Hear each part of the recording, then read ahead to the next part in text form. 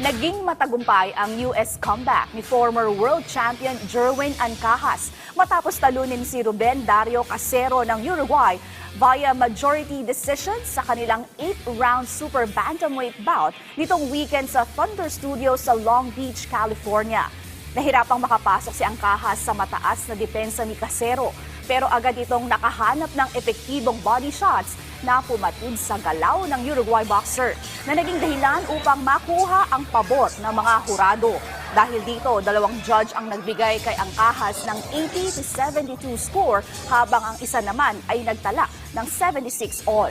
Ito ang unang laban ni Ancajas sa Estados Unidos makalipas ang mahigit 2 taong pamamahinga. Umangat ang ranggo ni Ancajas sa 36 na panalo, 4 na talo at 2 draw, habang sumadsad naman si Casero sa kanyang ika-5 talo at may 13 panalo.